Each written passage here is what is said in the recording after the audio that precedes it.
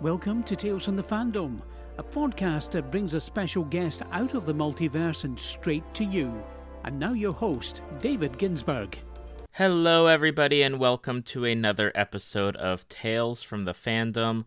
We are further into the month of August. We were lucky enough to be featured on the 2 Pods a Day campaign on August 16th, which was pretty phenomenal.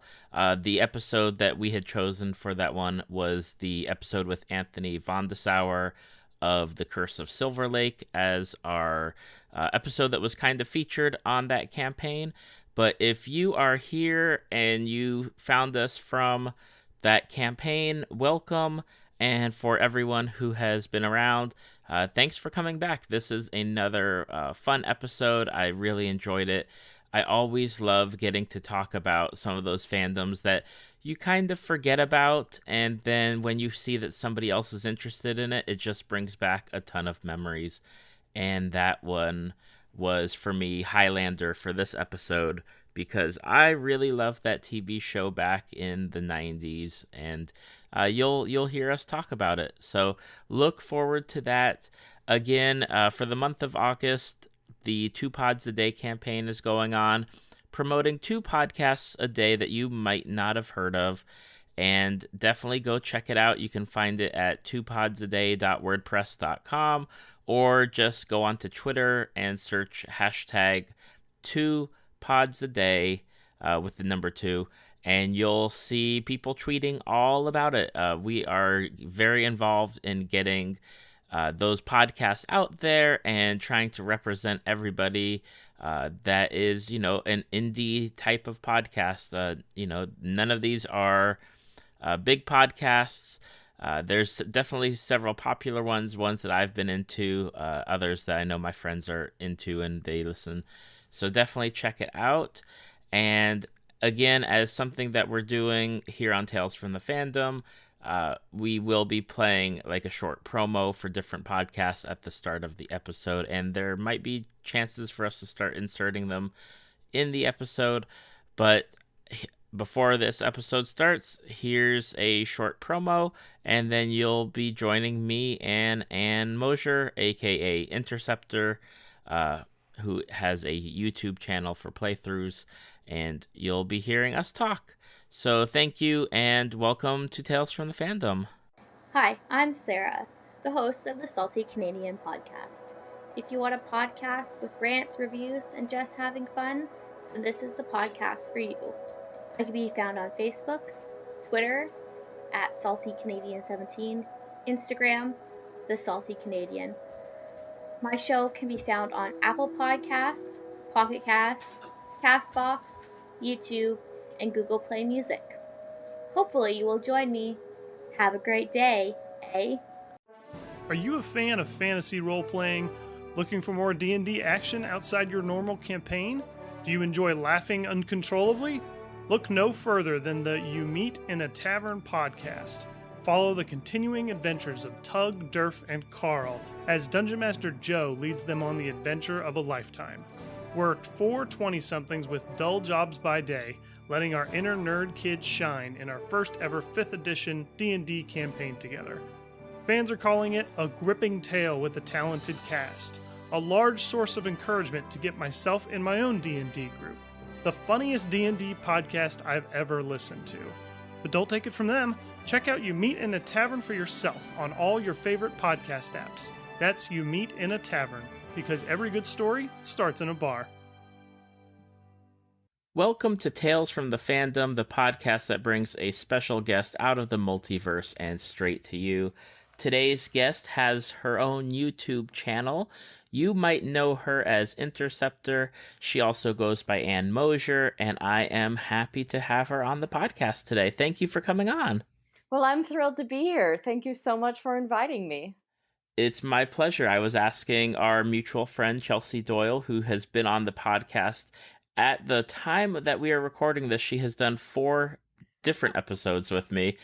She and Jaquel are tied for the most appearances on the podcast as we speak. But she definitely recommended you as someone to reach out to and talk to. Well, Chelsea's great to talk to all sorts of fandoms with, so she's a great person to have on the show, and I'm glad that she feels the same. Absolutely. Now, what fandoms are you into? You gave me a list, but I'm just curious, like, what are you into overall fandom wise? Overall, fandom wise, I am a big fan of a lot of classic fantasy.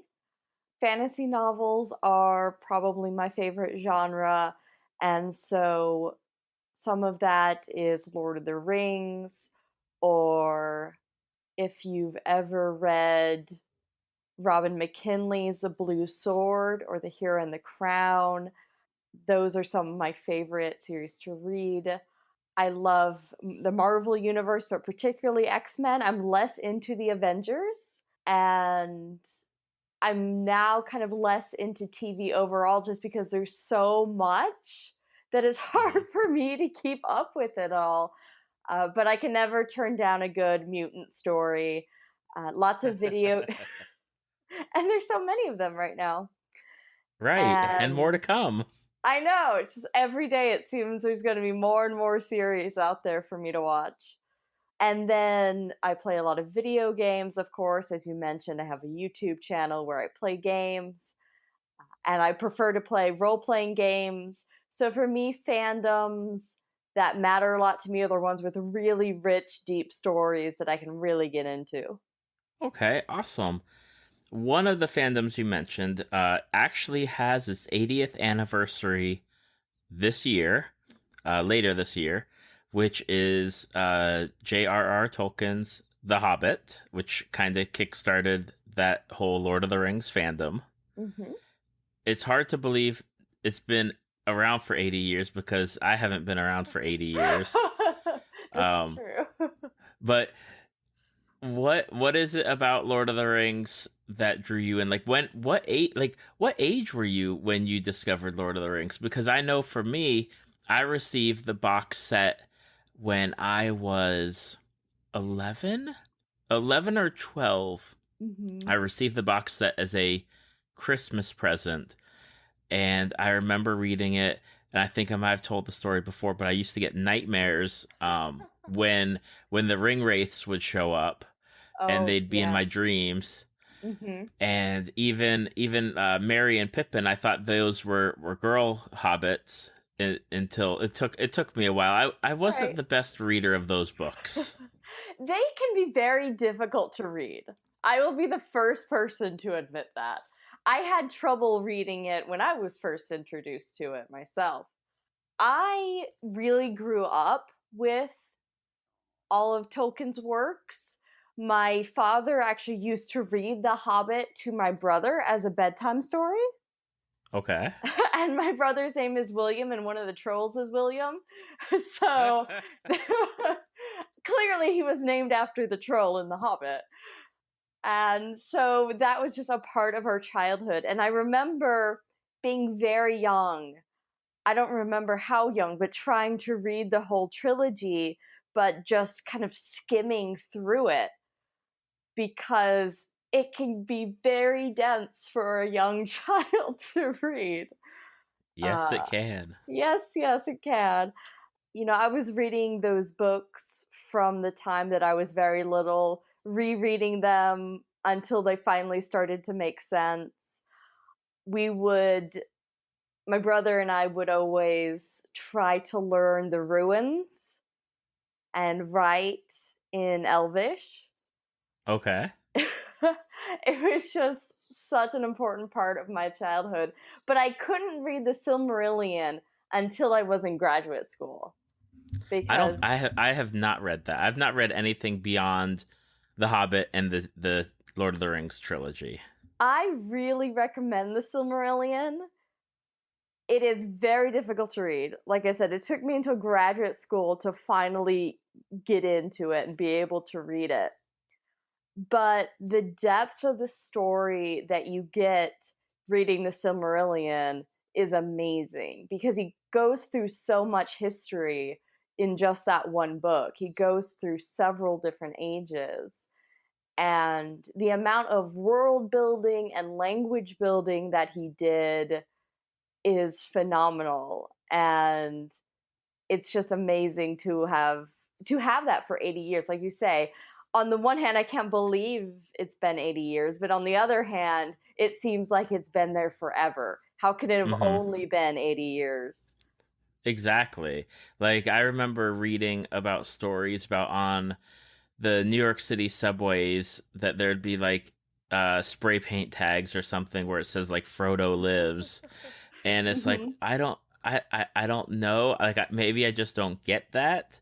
But I was also, I'm of that generation, most likely with you, where when we heard about Lord of the Rings being made a movie, we all crowded around somebody's computer to watch that initial trailer, and we're like, oh my gosh, like, yes.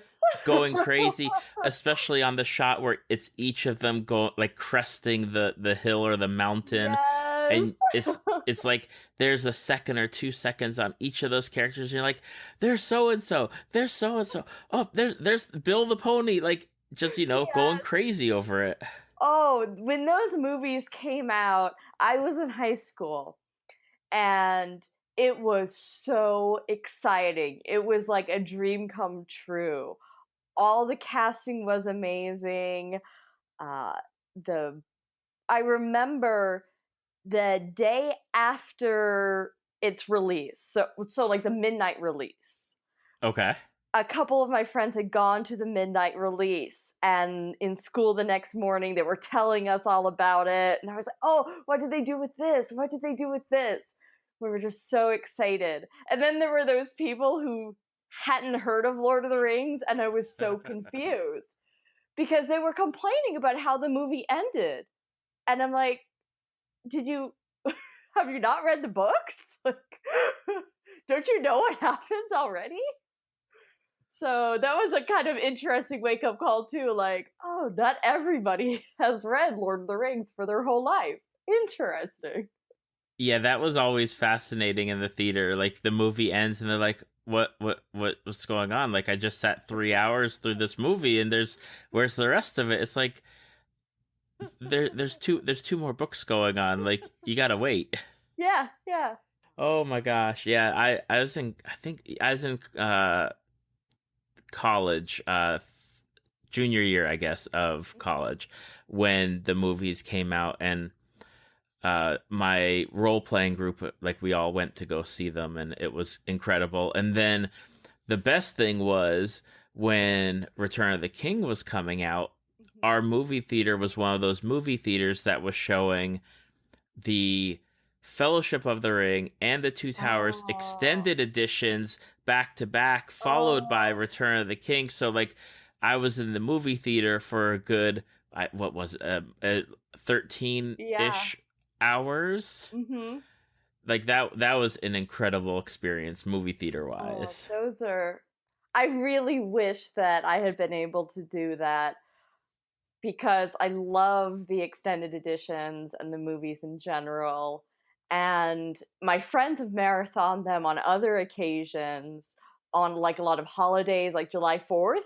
We tend to watch all 3 Lord of the Rings, because why not? Well, exactly. Like, that's what I did with my wife. She had never seen them, and I had all the extended editions by that time, and we just cooked lunch and had dinner ready and drinks and snacks, and we started at probably about 10 or 11 o'clock in the morning, and we went until 1-ish o'clock in the morning for the next day. Yep. But it's such a good way to spend your time. It is.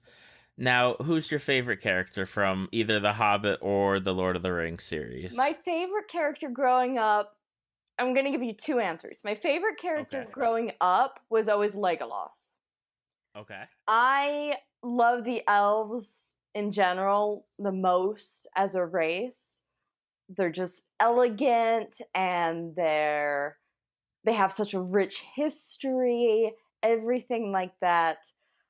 So I love the elves, and I love the friendship between Legolas and Gimli in the books, and the kind of learning to overcome this rivalry and working together.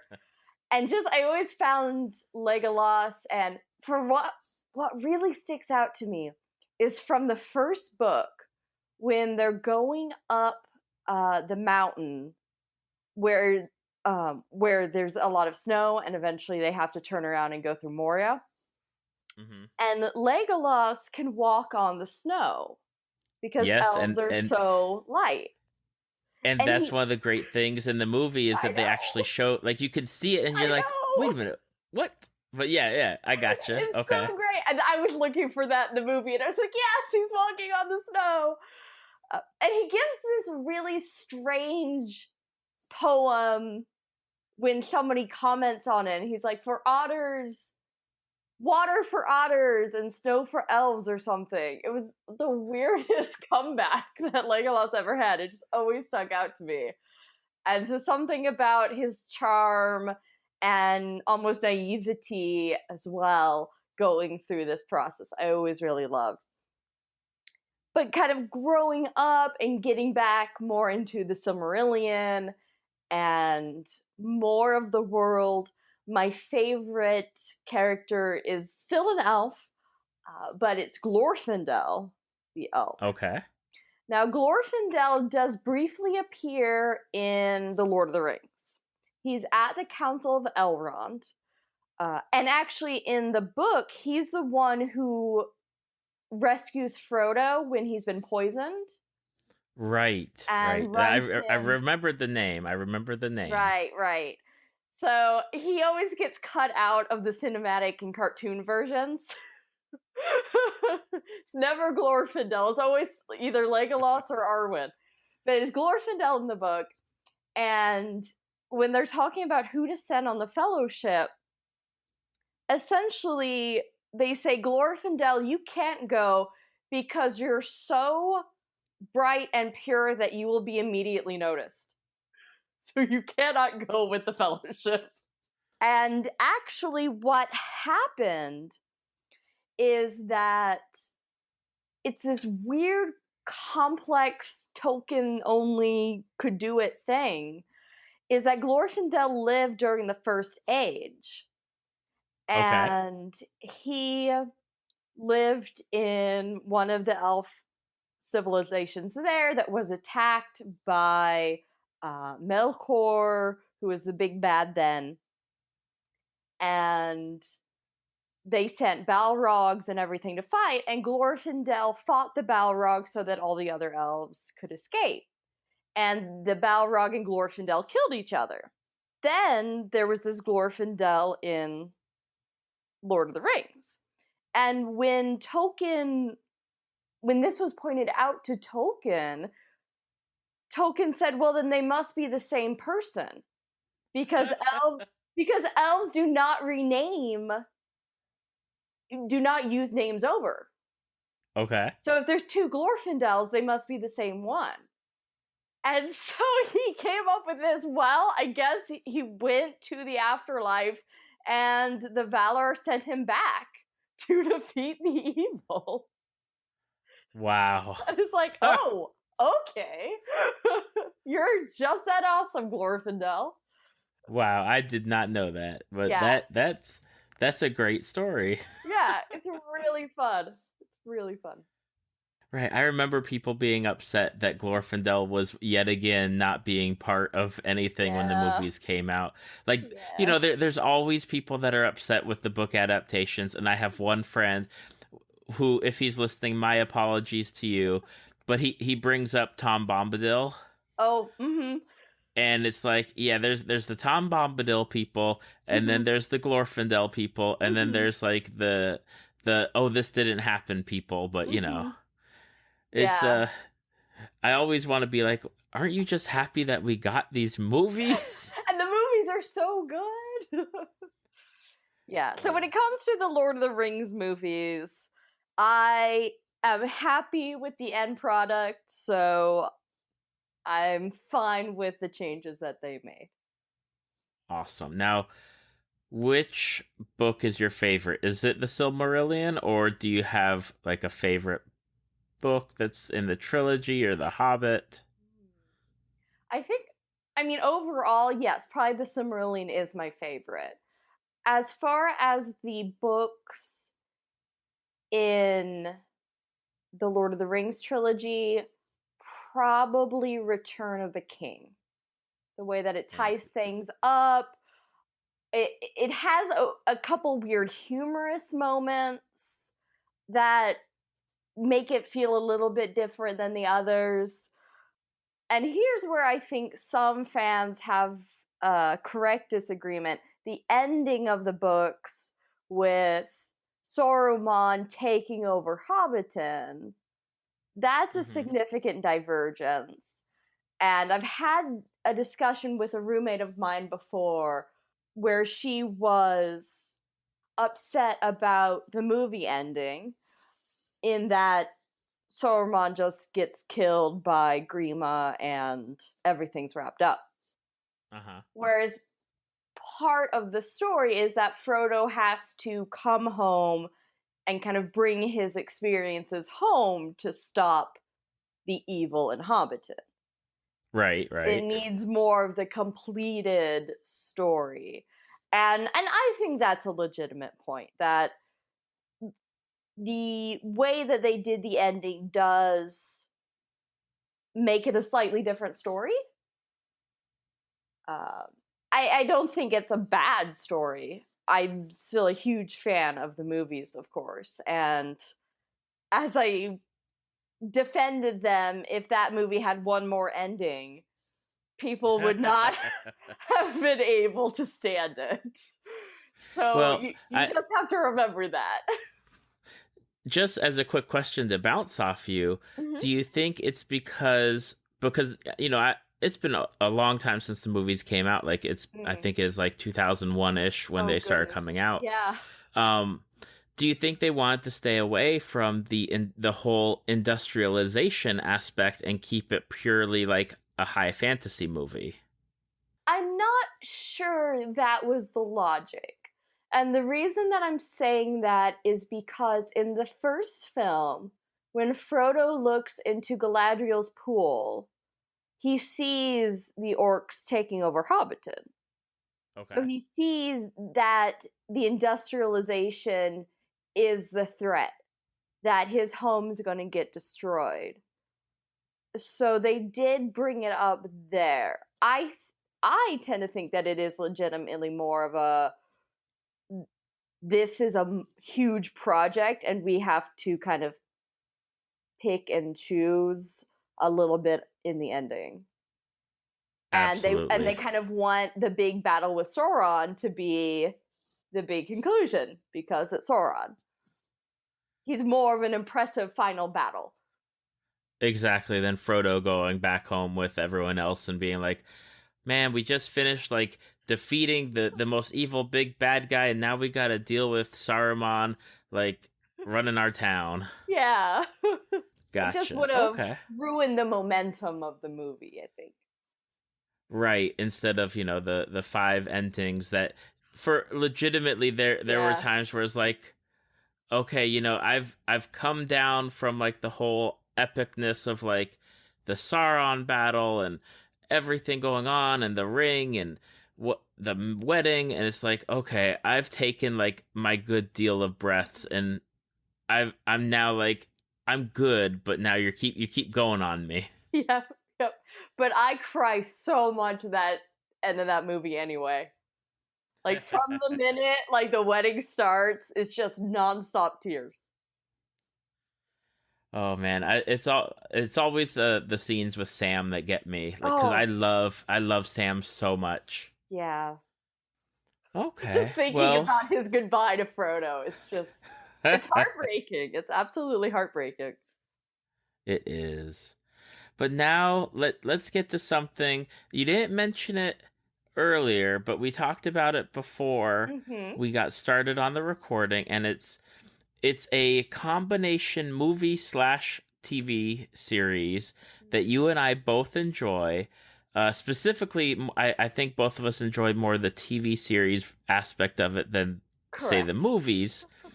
And it was on during like the 90s. believe. I don't have the information from me. I don't know if it got into the... to 98. Okay, so 92, 98, and that is the TV series and movie or fandom. Let's wrap it up together of Highlander. Oh, absolutely one of my favorites. Yes.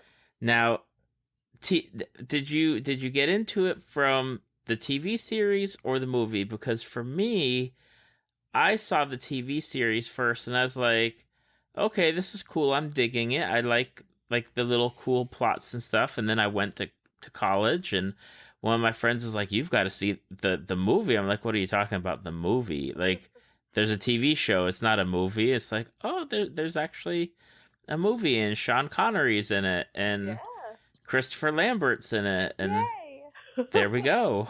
Yeah, so for me, I also started with the TV show. I started catching it actually when it was already being put on syndicated episodes, I think on USA. Okay, me too. Maybe?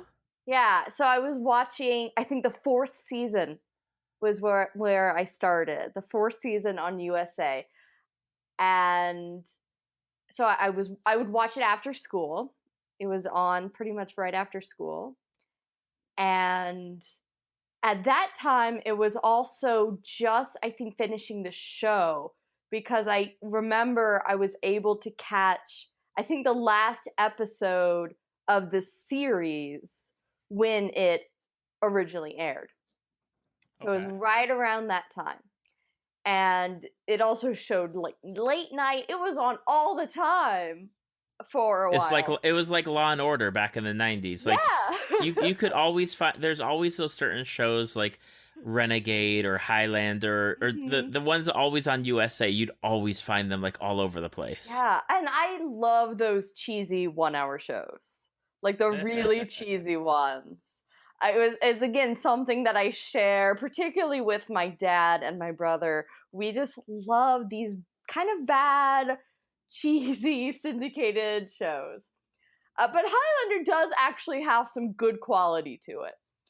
I think, anyway. I'll defend it to the death. Well, what drew you to Highlander? Like, what was it? To me, it was the intensity that some of the more serious plots go into, because there's a lot of discussion on the morality of these immortals who, if you are not aware, the whole deal is that there are immortals. If you meet one, you're pretty much obligated to kill the other. If you are an immortal, you're obligated to kill other immortals because that's the game. And the way that you do it is cutting off one another's head. You know, this is totally natural. And so a lot of the characters obviously really struggle with, when is it okay to kill these people, and what laws can we break to keep our secret? And that kind of story I really love. The kind of questioning the law and what's right and what's wrong. So that really drew me in. And then, of course, the character mythos. Yes. I love this character. And so whenever I would see an episode with him, I remember I would have, it was back in the day where VCR recorders were a thing. And if I saw Peter Wingfield in the guest star list at the beginning, I would tape the episode because I knew it was going to be really good. So I think the combination of just the general good plot line, mythos, like I was sold. And I really love Queen. Queen is my favorite band. So that didn't hurt. Yeah, that definitely what pulled me in. And then I started to watch the movies, and one of them's good. Well, we'll get to that in just a moment. I was going to say, as you were talking about, like, the rules and the struggles to keep hidden and everything, Mm-hmm. I liked that they tied it in a little bit to almost like spirituality, because one of their big rules, if people haven't seen it, is they're not allowed to do stuff on holy ground. Mm-hmm. And that was always something that I liked, where it's like, you don't mess around on holy ground, like it's bad, like you just don't do it. Mm-hmm. And I enjoyed like the characters, and there's always that very clear distinction in the series of Richie being in the show and then Richie not being in the show, or like when Duncan has his dojo, or when he's living on his barge, and it's like it's almost like two different shows, and they're all Highlander with Duncan MacLeod. Yeah, yeah. I love all these points that you've raised. I did actually write a summary blog for Highlander where I just went through, watched every episode, and just summarized it. And one of the things that I noticed while doing that was how heavily religiously influenced it was. And I think I knew that in the back of my mind, but actually going through the process of thinking about it and the rules about holy ground, and especially what happens later on in the show that I don't want to get too much into in case people are curious about watching it later on. But, there are some real struggles with being an immortal and different religious creeds. Not always Christianity, although Christianity is often dominant in the show. You do meet immortals of other faiths and how they struggle to combine their spirituality with the game rules and how difficult that is. Right, and you even have characters that predate, like Jesus in there. So I mean, they're like, oh yeah, we've been around much longer than that.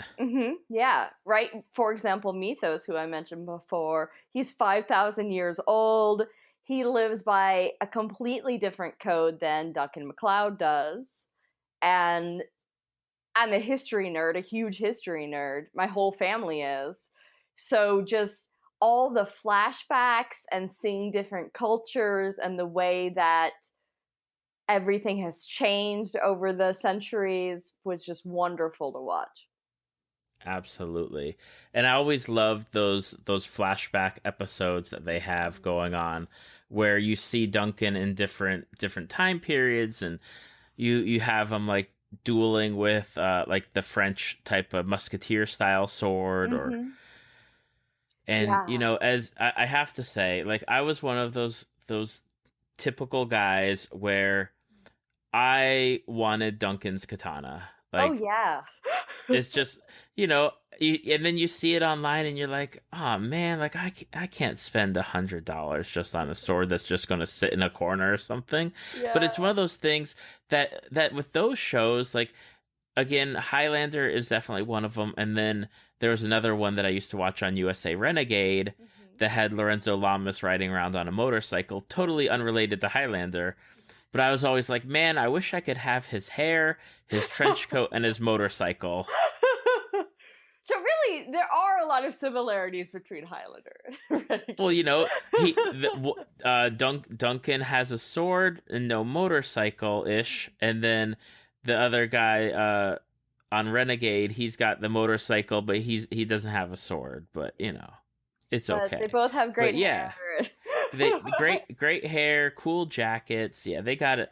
They had the whole 90s look going on. Oh, they definitely do. And early Highlander, it's almost 80s, so that makes it extra amazing. I imagine, with the talk of Mythos so much, I imagine he's your favorite character. That is correct. do you have a character that you enjoy watching who pops up from time to time in Highlander? Maybe not a character that's recognizable, because obviously everyone knows Duncan and or Connor, because Connor shows up from time to time too. But they do have like the wealth of like those background characters or recurring characters that show up. Is there one that you enjoyed, or is there like, even if there's maybe not a character, is there like a particular storyline that you liked, that you enjoyed for the show? There are so, as you say, there are so many wonderful guest stars in Highlander, or characters who are around for a little while, but maybe only a season or two. So I could really go on at length, because I think they just do a fantastic job with the diversity of the cast and the diversity of well, maybe not diversity of the plots. The plots are usually evil, immortal, Duncan wins. Yes. Usually. But I do like the storylines where Duncan's morality is the one that's called into question, because there are a couple plot lines where he realizes maybe he messed up, maybe he did something bad. So, for example, there's one storyline where he kind of turns into evil Duncan. It's a little bit ridiculous in setting, but it's fascinating to see all of his friends try to bring him back to the good side, and seeing him deal with the repercussions of his actions that happen after that. Or other times where in his past, maybe he killed somebody in anger, and now he has to deal with those repercussions as well. So that's probably my favorite storyline. The other favorite character who's popping up to mind, I'm going to say my favorite recurring bad guy, only in a few episodes, but really fantastic, is Xavier St. Cloud. Okay. So he's one of those villains who oozes class, and his MO is smoking out like jewelry stores, putting gas in them and then stealing the jewels and things like that. He's played by the lead singer for Fine Young Cannibals, whose big song is "You Drive Me Crazy." Ah, ah, ah. That song, if you've heard it. Yep, I've heard it. Yep.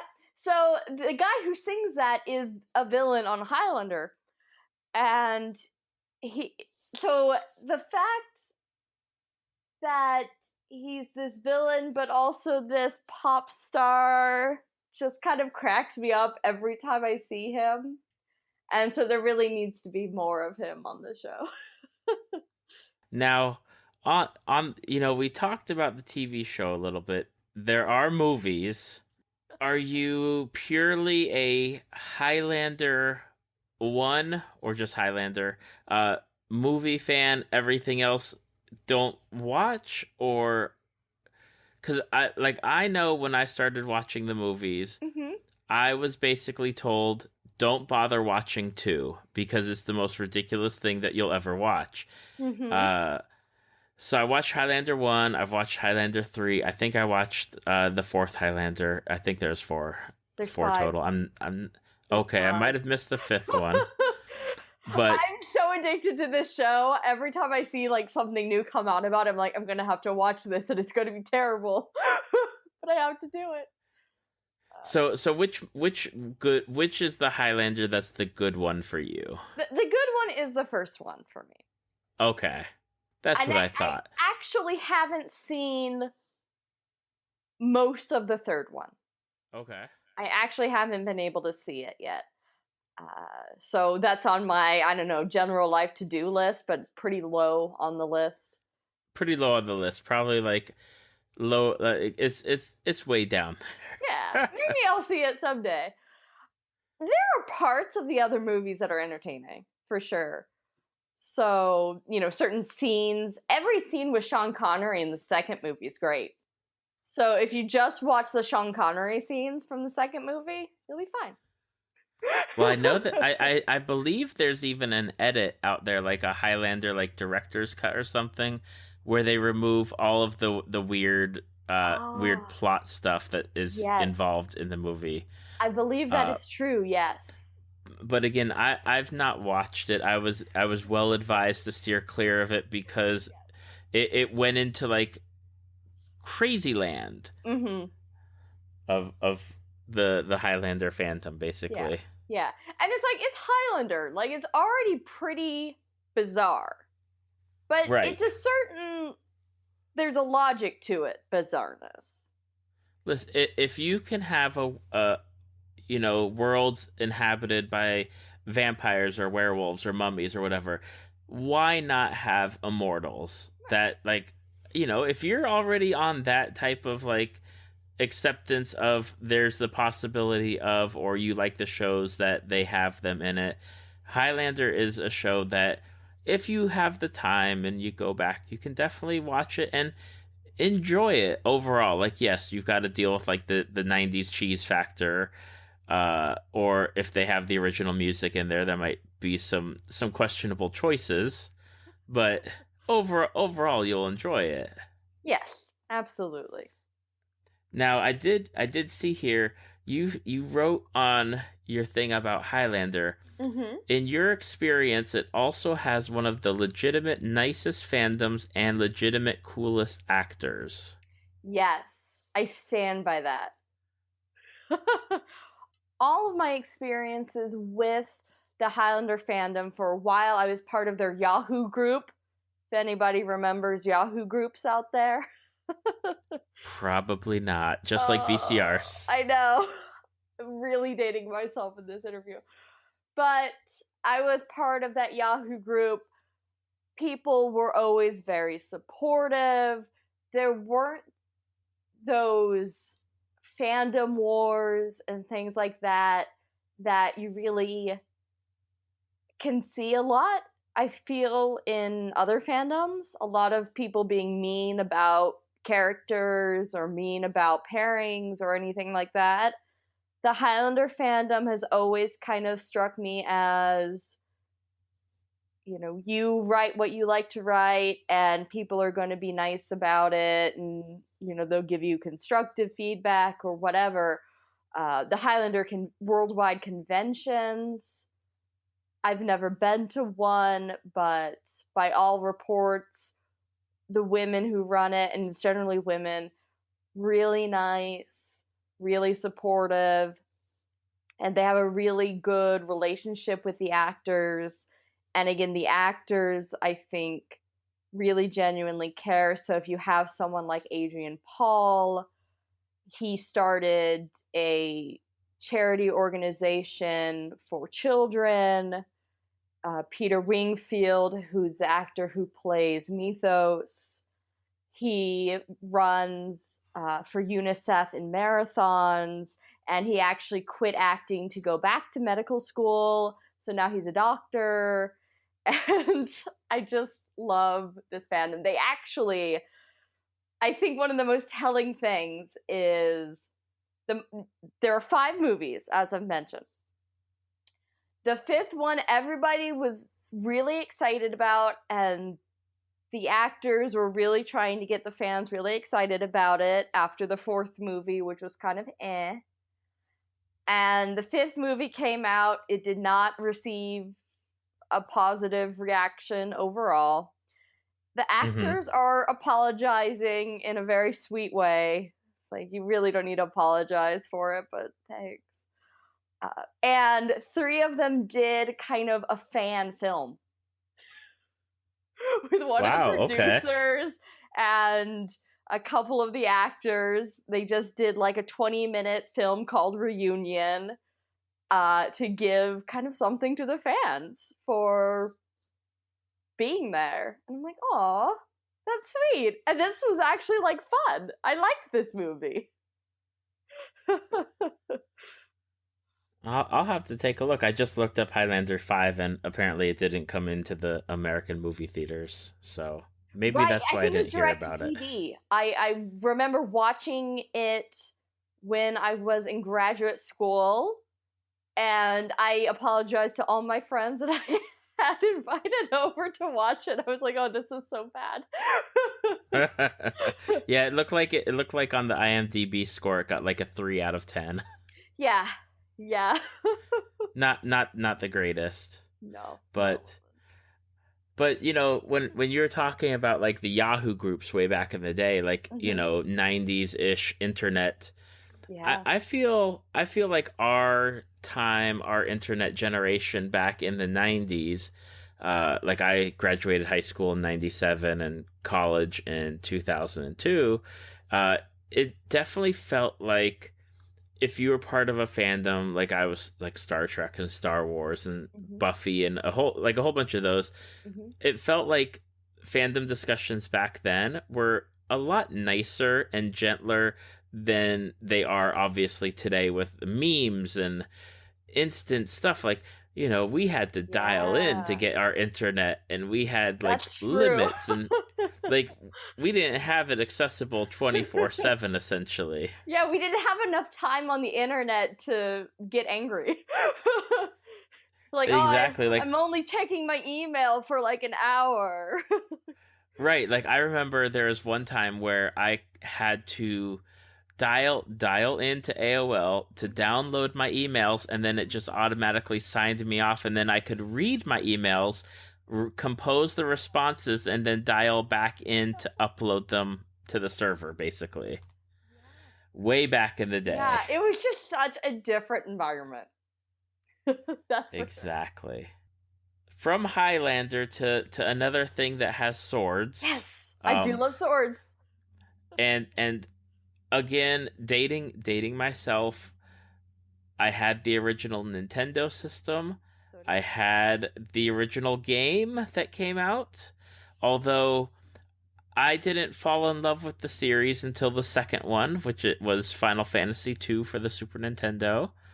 But I love most of the Final Fantasy series, and so do you. Yeah, absolutely. I was a little bit of a late bloomer compared to you, because my first Final Fantasy was, as it was known then, 3. Yep. Right? So that was... I did have the original Nintendo and the Super Nintendo, but for whatever reason, it was 3 that we picked up first, and from that moment, I was in love. I would try to play it all the time. Well, I have to say, back in that time when 3 came out, 3 was heavily advertised. I mean, in that time period when 3 came out, I remember all the ads for it, and it was insane. Like, it was probably, I could equate it to the advertising for like Final Fantasy VII. Yeah, I remember the how much 7 a lot. Yeah, because, you know, Nintendo Power and all those game magazines, there's even TV commercials for Final Fantasy 3, and it's like they heavily advertise that game. And I have to be honest, and it stinks, is that I've never played it. I think I heard that on I listened to one of the interviews with Chelsea, and probably the Final Fantasy one, probably that one. I remember you saying that, and it is a shame. It's definitely a shame. And you know, it's one of those ones that is so critically acclaimed and everyone loves it. And now I'm in that stage of life where I don't have time to do like a 60, 70 hour game to grind through it. Right. It's true. It's true. It's quicker than you think it is because it's early Final Fantasy, and it does go pretty quickly, and the grinding's not too bad, but obviously I understand more than enough that there's only so many hours in the day. Absolutely. It is worth it. What was it about Final Fantasy 3 that got your attention? Like, that's the one you got, like you picked it up, but what was it about? Was it the characters, the story, like the really good 16-bit graphics that they were able to like pull off with a lot of like really great stuff going on? Yeah. There's some of it that is simply mechanical, in that I had an older brother. He's 2 years older than me. And so back then, 2-player games were important. And Final Fantasy 3 is 2-player. What? During the random battles, you can split off who plays which character. So it was so it was a game I could actually play with my brother. So that was obviously a big point in his favor, because one of my favorite things about video games is playing them with others, sharing them with others. So the fact that I could play it with my brother was great. And there's a very dynamic sibling duo in Final Fantasy III, the Figaro twins, Sabin and Edgar. Okay. And when you're playing that with your brother, you're going to gravitate towards these sibling characters. And he would always want to play as Edgar. And Edgar has the tool commands, so he uses like a chainsaw and a drill and stuff like that. Obviously. And it's really funny when he uses the chainsaw, because sometimes he gets a Jason mask. And, oh my gosh, no way. Yeah. And if it's kind of a random number of times that he does it, but when he does it, it's an insta-kill if it works. It's so funny. Nice. Yeah. And I would always play as Sabin, and Sabin was a monk, so he does blitz commands, and for some reason I was really good at doing the blitzes. So these are probably two of the best characters to play anyway. They're just strong characters. And the fact that they were siblings, my brother and I had a lot of jokes and things going with that. The translation, as translations at that time had a lot of charm. It was a very quirky translation, which really entertained me, being a young child. But the story and the music are really deep and really good. So it's just got a little bit of everything for you. So, but I think the fact that I could play it with my brother, that it had the great sibling dynamic in the game that we could identify with, really drew me in. What's interesting, Final Fantasy 3, which nowadays people call Final Fantasy 6 because it's actually the sixth game from Japan and we got it and whatever. Final Fantasy 6 is one of those games that has so many characters that are very often referenced, even by some of the newer players of Final Fantasy, as characters that they really love. Like, a ton of characters come out of that series and have stood the test of time as beloved characters from that entire franchise. Absolutely. It's one of the biggest casts, and in contrast to Final Fantasy IV, in 6 you almost always get to choose who's in your party. So you're constantly picking your favorites, or you're doing side quests to reveal more about a particular character, and it really helps you get that depth and attachment. Yeah, like Final Fantasy 4, which I'll go ahead and call it by its the official numbering. Final Fantasy 4, I loved, and I'm probably talked about on the Final Fantasy podcast. Like, I just loved the entire story and the betrayal and the redemption storylines, and like you lose like Rydia, and then she shows back up, like, and it was one of those games where I was at the age where I was sleeping over, like I had sleepovers with friends, and we would stay up late playing it.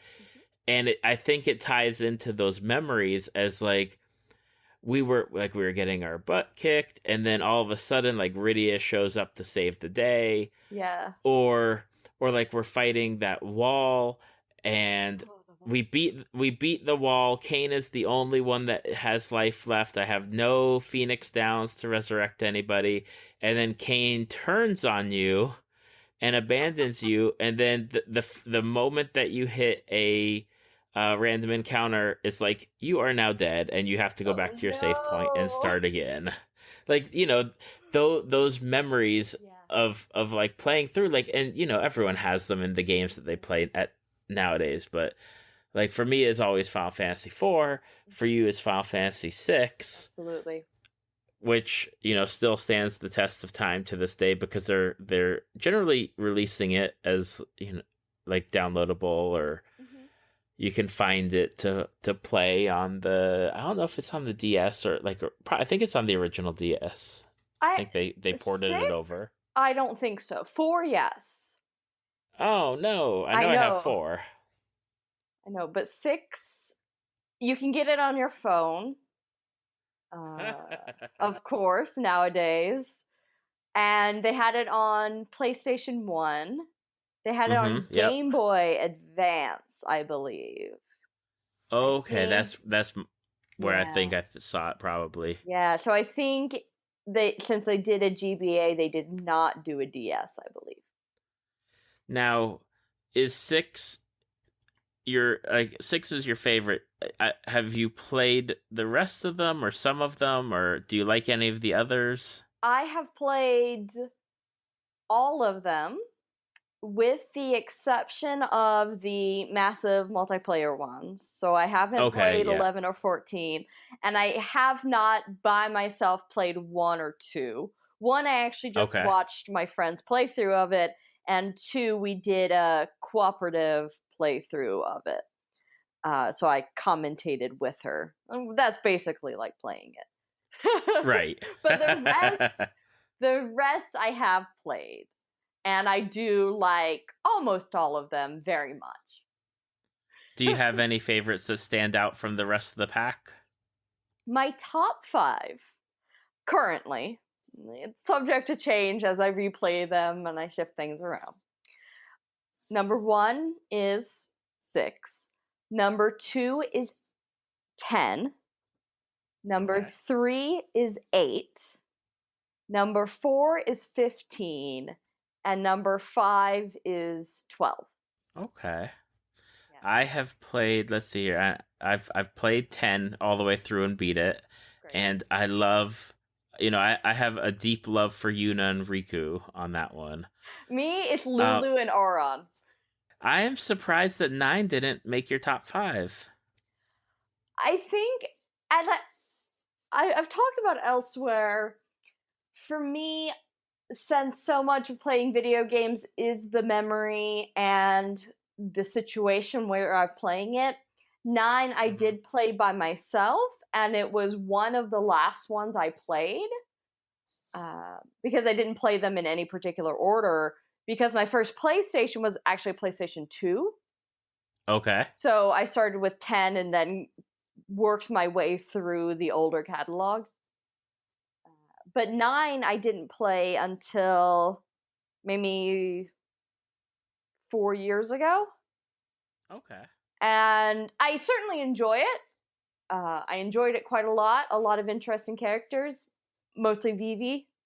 I love Vivi. Yes. But not in the top 10. Or top 5.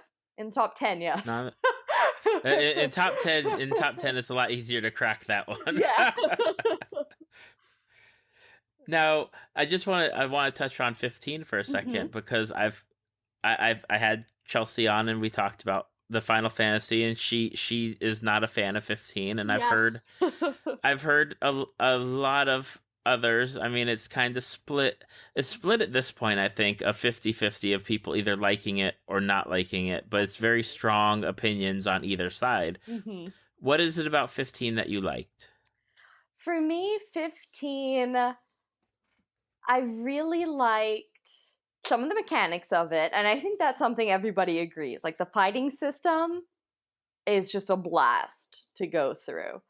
And to me, I didn't find the story particularly hard to follow. I mean, Final Fantasy games are always weird, and especially like the last fifth of the game, suddenly, like, there's aliens or gods or you're on the moon or whatever. So, something really weird happens near the end of the game. So it does get confusing near the end, like every other Final Fantasy.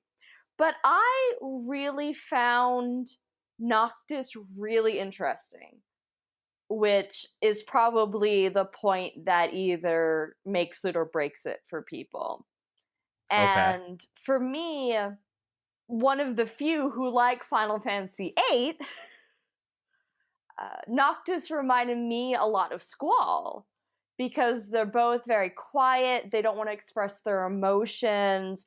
They're concerned about being able to do what they have to do. And making that connection to Noctis really made me find him an interesting character. Once you find him an interesting character, then everything else just kind of falls into place. So I found Noctis to be an interesting main character. I really like stories about fathers and their children, and there's a lot of underlying thinking about Noctis and his father, and it really comes together in the end. So I just found that really fun. I found the world really fascinating. I found the gods really fascinating. I still certainly have gripes. There are problems. There are things I would change. There are many questions that I have. But the fact that I wasn't that confused while I was playing it, and the fact that I found the characters themselves interesting, made it within my top 5. And that's actually why it beat out 12 ultimately. I really enjoy playing 12, but I've only played it once, and there were a lot of times where they would do cutscenes, and I'd be like, I don't know who you are. Who do I care about this cutscene? Like, I don't know. And it does come together by the end, and of course, if you read stuff on the wiki, it all makes sense. But I found 15 easier to follow, and so that helps me as a player, obviously. Okay, and as I was going to comment about how you're talking about how it goes to the moon, if anyone's played Final Fantasy IV and not flown in a whale that flies to the moon, then you don't know what you're missing. Yeah. Why not be on the moon? I know, why not? Why not have a flying whale spaceship, you know? There's so much other stuff. I mean. Now, one of the interesting things, and again, this is back when I was in college, and I heard this game was coming out, like a new game, and there's going to be Final Fantasy characters and Disney characters, and it had an incredible opening, Kingdom Hearts. And you're into that game series too. I am. At first, I remember hearing about it, and I was skeptical. I was very skeptical. I was like, Final Fantasy and Disney? How? I like both of those things. I've been to Disney World a lot with my family. We used to take family vacations to Disney World all the time. My father would read me Disney fairy tales for bedtime stories. So I love Disney. I obviously love Final Fantasy. But will they work together? I don't know. So I kind of delayed getting the first one. I was a little skeptical. But then when I actually played it, it's like, oh, this is so fun. And the second one's even better. Oh. So it was a good choice. Yeah, I enjoy watching people play because at a certain part of my life, and it's probably back in the Nintendo days because I was never much of a Legend of Zelda person, I'm not good at action RPG style games. I need them to be lined up in a nice row and let me choose my action, and then when it's time for them to do something else, let me choose my action. I can't run around and finagle like attacking and jumping and doing spells and telling other people to do what they do, and but it's so beautiful that you want to see what's going on with the story, at least for me. Yeah, no, absolutely. And the story in Kingdom Hearts it's just heartwarming. You know, it's a really solid story about friendship, and you just want everyone to get along and stop fighting each other. So it's really worth watching the story and hopefully understanding more or less what is going on. It's still a Square game, so it still doesn't always make sense. Right. I mean, they've released like DS games and then they have like these releases now that they're doing like where it's like 1.5, Yup. 2.4, 2.8 as they get closer to eventually releasing Kingdom Hearts 3 that's been, I don't know if it's been in production for like 10 years, A 15 while, years at this yeah. point. It's been a It's while. like, will you ever get answers? Probably not. There'll probably just be more questions in 3. But it'll be fun to play nevertheless. Absolutely. And then my first thought when I was saying that is like, they'll go to the moon. They might. They'll find a way. Maybe Final Fantasy IV characters will be in it this time. I don't think they've had any so far. I don't think so, but I'm not up on who they've had. I know that I was excited when they had the trio from Final Fantasy X-2 show up because you know, Yun and Riku, they're two of my favorite Final Fantasy characters. But I was really excited when they had Setzer in Final Fantasy or in Kingdom Hearts 2. Right. That was really great for me. Again, because more Final Fantasy 6, so it's great. But I am with you that I'm always a little nervous about action games, and I cannot go to the extreme edge of action. But Kingdom Hearts, I can manage so far. Right. Yeah, I had a friend, I was talking to him about Overwatch, and he's like, oh, you should get it. I said, I haven't played first-person shooters since, like, Wolfenstein and Doom. Like, that you know, up, down, left, right, and pressing the spacebar to shoot is pretty much what I'm capable of. I'm with you there.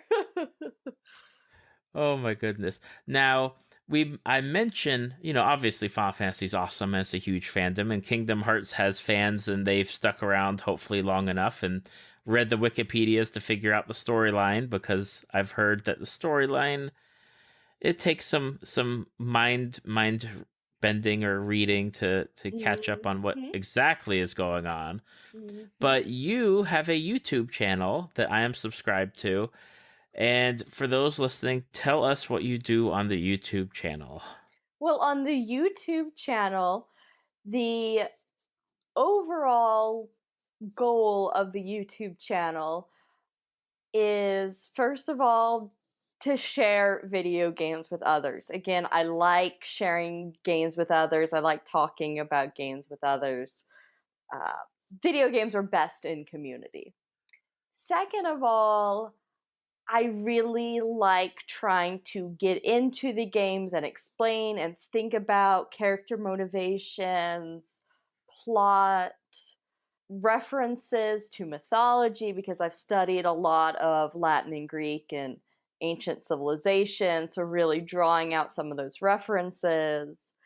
And so that's led me currently to tackling Kingdom Hearts, because it is very confusing. And I've read the wiki, and I've read other sites, and I've looked at relationship charts, and it's still really confusing. So I'm trying to go through it game by game, you know, minute by minute, and really try to see if I can follow and explain what's happening, and maybe even figure out what Kingdom Hearts is. I don't know if I can, but we'll try it. We'll try it. I'm just on the first one now. It's probably about midway done. So, yeah. Okay. And do you cover other not other shows, but do you cover other games besides Kingdom Hearts that you have done? Yes. At any time, I try to have about 2 games running and then a special Sunday episode. So the Sunday episode has recently been what I call Final Fantasy Diaries. So if you want to hear more about my thoughts and feelings about all the Final Fantasy games and the Final Fantasy series in general, that's what Final Fantasy Diaries has been for. I'm currently playing Kingdom Hearts 1 and also Final Fantasy Type O, so one of the non-mainline Final Fantasy games. But before this, I do have my go through of Final Fantasy 15, so you can see my minute by minute reactions to that. I've played I Am Setsuna. Sometimes I refer to my YouTube channel as the Square Enix Let's Play. But I do play other games. I played God of War 3. So that was my adventure in dealing with Greek mythology and talking about Greek mythology a lot.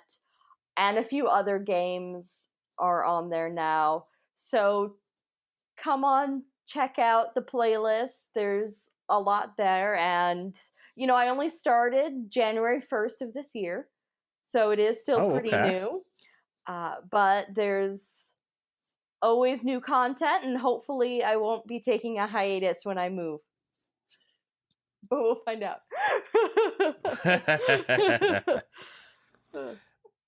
How is I Am Setsuna? Because I've heard it's really good. I really liked it. I really enjoyed it.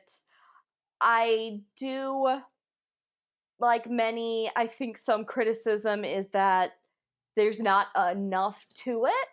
And I do think as a successor to Chrono Trigger, not literally, but it was a spiritual successor to Chrono Trigger, made by a lot of people who really love that game. I do think they probably should have had multiple endings. I think it was kind of a missed opportunity the way that they set up the game. Okay. But with that criticism aside, the characters are really solid. It's emotional. It reminds me a lot of if you were to mix Final Fantasy VIII and Final Fantasy X. That's kind of what it reminds me of.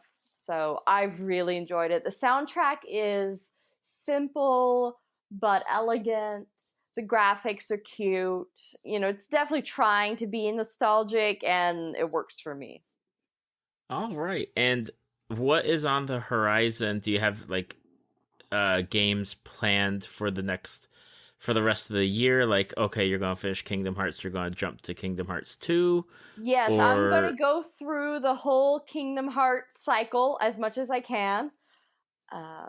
I'm going to be playing there were the 2 recent releases for the PS4 that were the collections. So I'm going to be going through all the playable parts of that. Some of the parts are actually just movies, so I'll just watch those on my own and comment on them as relevant. So after Kingdom Hearts 1 finishes, I'll probably do... Oh, what's the next one? They just all get mixed up in my brain. And this is what happens. It's like you read it all, and it's like, okay, I got it. And then you step away. I don't got it. Chain of Memories. It's not like they were released in any order either. Yeah. So I decided to start with the first one because it's the most simple. And it's relatively straightforward. It's relatively easy. Except for then they add on things in the later games that adjust how you understand the first game. But I think Chain of Memories will be next. And so I'll probably do it in the order they were released. Although sometimes I debate doing Birth by Sleep because it is the prequel, more or less, to the series. So sometimes I think I should probably do that. But I was like, but it'll be easier to talk about Kingdom Hearts 1 first. So we'll at least start with that. But so the Kingdom Hearts series will be one slot, probably until Kingdom Hearts 3 comes out. Let's be honest there. Final Fantasy Type O, not sure how long that will go after that. See, what was I thinking? I picked up Abzu, which is just like an underwater kind of more casual puzzle kind of game, adventure puzzle that takes place underwater. So just something a little bit different to refresh the RPG brain before I dive too deep into, some other saga. Right, exactly. Now, before we wrap things up, I just have one question, Kingdom Hearts related. Okay. Sora, Kairi, Riku, they all live on an island. Where's their parents? So I had that same question, then I replayed the first one. I was like, oh, Sora has a mother? Because he does. So actually, the Destiny Island seems to be an archipelago. And so what we see is where the kids go just to play during the day. And at night, they go back to their island. Like, where their home is. Where their parents are. Now, as far as where are their parents now, and why don't they care about their parents and where they are, that I cannot answer. Well, it's just like most modern day TV shows that have teenagers in them, and you don't ever see their parents. Yeah, that's just not how you can do stories. That's classic mythology structure. You just can't have parents around. But I was really surprised that Sora had a mother, because she's there. She's there in the first game, briefly. But she's there. And she's never seen again. Never. Dun, dun, dun. And nobody seems to care about that. Now, for those who have listened and they are interested in your YouTube channel, because how YouTube does their channels, unless you get a certain number of subscribers, I will not ask you to tell us the link, but what's the best way for them to find you on YouTube? Well, it might be easiest to go through my Twitter, because my Twitter is @InterceptorIsmy. And so that is, by the way, a Final Fantasy VI reference. Interceptor is Shadow's dog. So Interceptor is My Dog Productions is the name of the channel. But every time that a video goes up, there's a link to it in my Twitter. So that's probably the easiest way to find it. Awesome. And I'll have links to both your Twitter and the YouTube channel with all the funky characters and numbers going on in it. Awesome. And hopefully everyone that is listening, you guys can go check out the playthroughs and see what is going on in the world of Kingdom Hearts.